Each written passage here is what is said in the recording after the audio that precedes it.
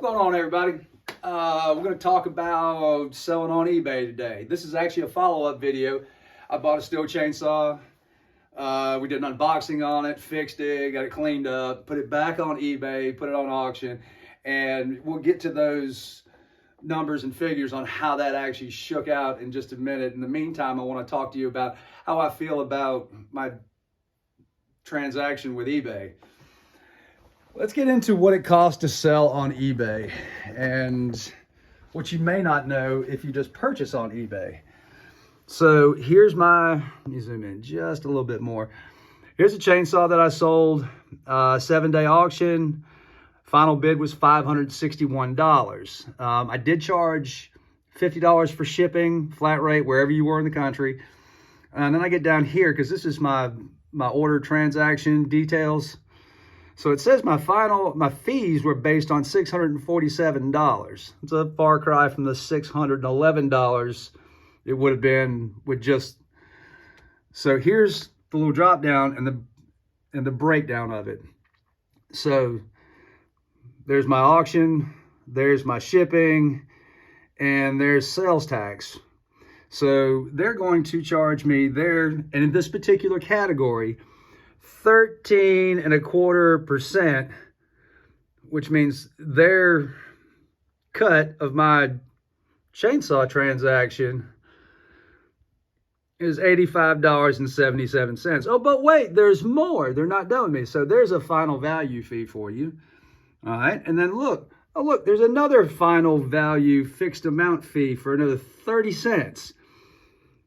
Bring the total fees to $86.07. Now, I don't understand how they can get away with, as a seller, charging me 13% on top of my shipping costs.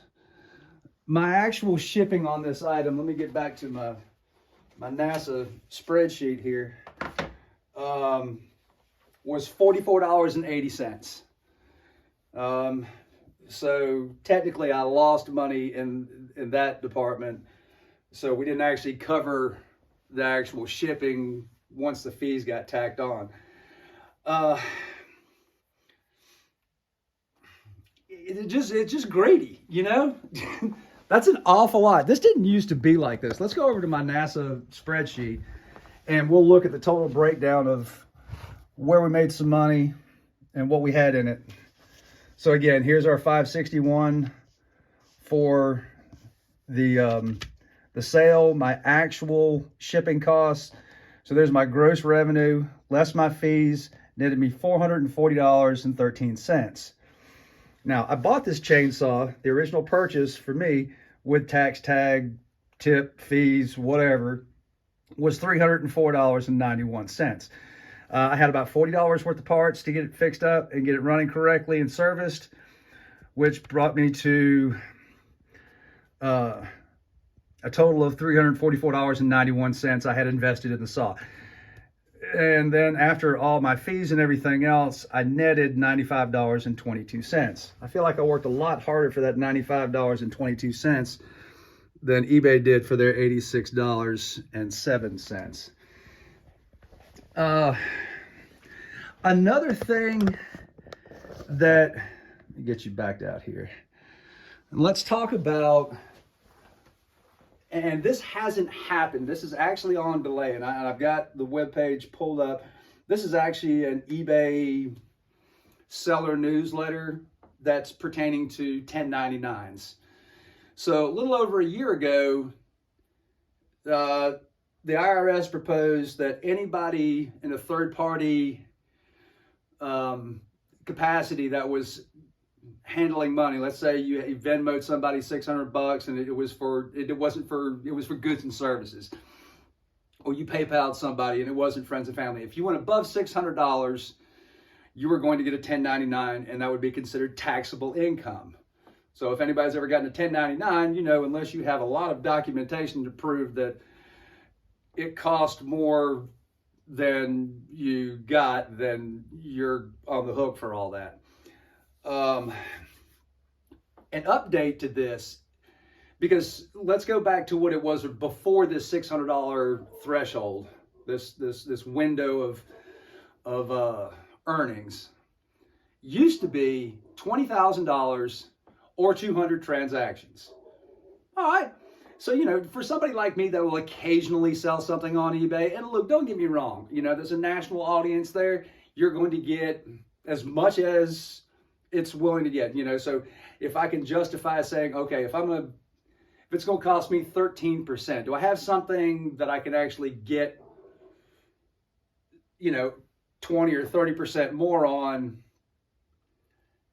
and actually be able to justify paying the fees and going through the hassle of boxing something up, going to the post office, shipping it out. You really have to weigh that out. But, with the threat of being, having to document every last transaction I had, because that's $600 for the entire year. Not just on one transaction, because this one transaction would have put me over. And mind you, that $600 number is constituted by everything that they took in. It's not like I made money off of sales tax and I didn't make money off of shipping, but that's taxable income. I think that's horse hockey, to put it in an old-fashioned way. eBay, on the other hand, is just put out their fourth quarter. Now, it's funny, it doesn't show, some of the bullet points on this article about how they're not doing as well as they used to. They seem to be hitting their numbers, obviously, because they're charging more and collecting more in fees, but their usership is down. And it talks about people that are actually buying. It doesn't talk about people that are selling. I think that $600 threshold would have scared off a lot of people. Here, let me make sure I still got you zoomed out. Yeah, that looks good. Including myself. I just thought, I don't want to have the tax headache of having to justify and keep up with every little knickknack that I sell through the year. So I really didn't sell anything last year. Now, that reported that they've put it on hold for the $600 threshold is temporary. They've got visions of sugar plums dancing in their head on how to rake some more money out of, a yard sale. You think about it.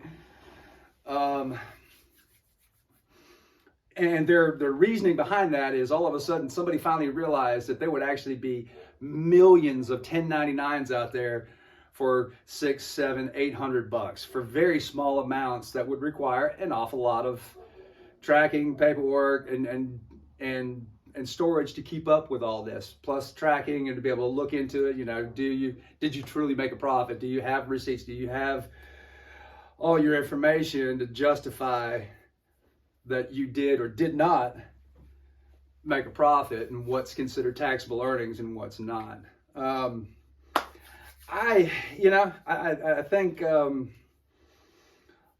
me pause this for a second and see if I can't put a little bit more in context. Okay, a couple final thoughts here about eBay as well.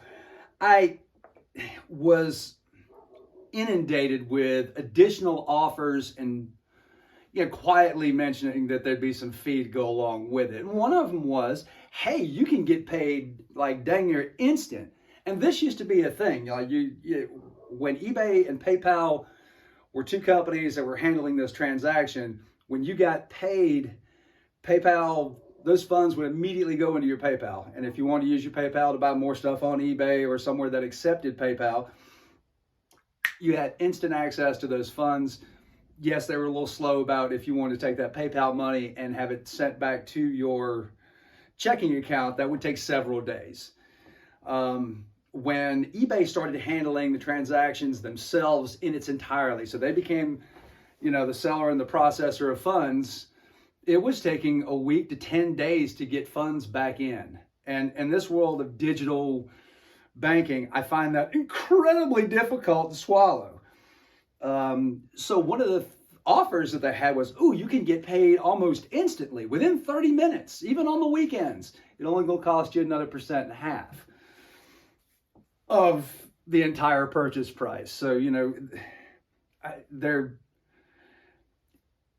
They have come a long way in the last year as far as processing payments.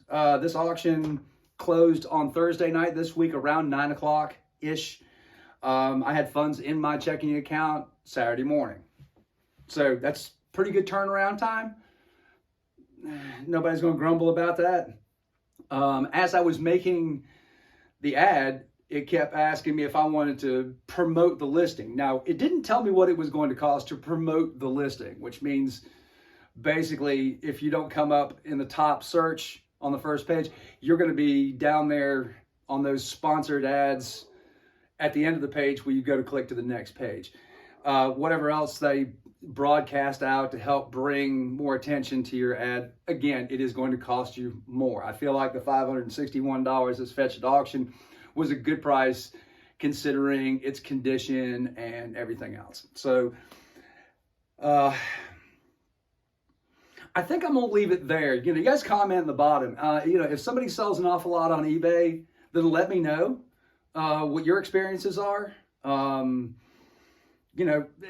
on eBay is, you don't have very many rights. If something goes wrong, they're just going to swipe funds out of your account, really not ask a whole lot of questions. If a buyer says, I'm not happy, I don't like it, I don't want it, you've got a lot of rights as a buyer on eBay, which is fantastic. Somebody screws you over, poof, within a couple of days after the transaction, they're going to start working to get money back to your direction. As a seller, it has to be an absolutely egregious buyer for eBay to go, yeah, I think we're going to get that back to you. Otherwise, if it's even gray, that's nice that, I buy a lot of stuff on eBay. Sometimes if a part is on back order from steel and there's a seller on eBay that actually has a brand new in the package steel part, that's just between him, me, and the post office, how fast I can get it, as opposed to waiting on something on back order. Somebody needs their chainsaw back. I do mostly commercial work, so these guys always need their stuff back quick.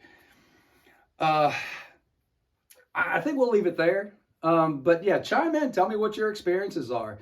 And thanks for watching.